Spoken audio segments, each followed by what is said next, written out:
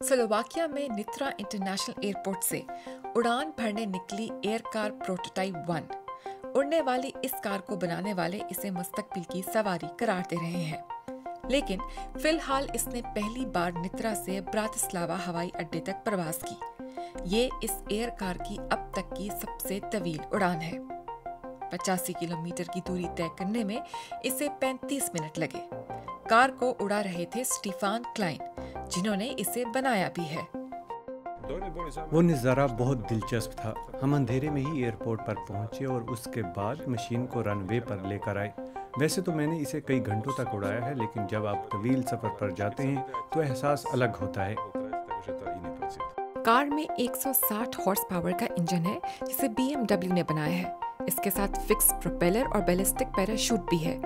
ये अनोखा जहाज अपने इस लंबे सफर में स्लोवाकिया के कई शहरों के ऊपर से गुजरा। डुअल मोड वाली कार और जहाज ने 40 घंटे की परवास कर ली है। ये 8,200 फुट की ऊंचाई पर गया और 45 डिग्री से मोड़ काटे। इसकी रफ्तार 190 किलोमीटर फी घंटा तक हो सकती है।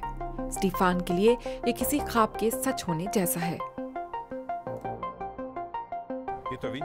सबसे बड़ी बात है कि कानून ने हमें इस तरह की सवारी को वर्चुअल दुनिया से असल दुनिया में लाने की इजाज़त दे दी है। यही हमारा मकसद है कि कोई ऐसी चीज़ बनाई जाए जिसे एक दिन लोग खरीद सकें। सुबह 6 बजे फ्लाइंग कार ब्रातिस्लावा के एयरपोर्ट पर उतरी। इससे पहले उड़ने वाली ये कार 141 मरतबा फ्लाइंग के बाद कामयाबी से जमीन पर उतर चुकी है। इस मौके पर एयरपोर्ट पर मौजूद कुछ लोगों का ख्याल है कि ऐसी गाड़ियों की बहुत ज़रूरत है।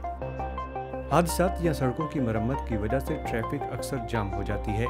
ऐसी सूरत में इंसान को फ़ज़ाई रास्ते से ले जाया जा सकता है। ये इस मंसूबे की सबसे बड़ी सहूलत है।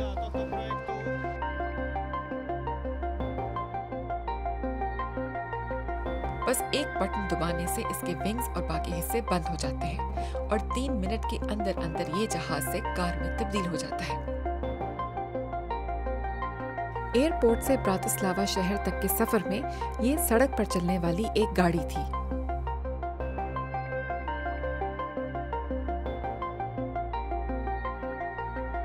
ये अभी महज प्रोटोटाइप है और इसमें 300 हॉर्स पावर का इंजन लगाने की मंसूबाबंदी की जा रही है। तब ये 300 किलोमीटर फी घंटा की रफ्तार से एक मरतबा में 1000 किलोमीटर तक का सफर तय कर सकेगी।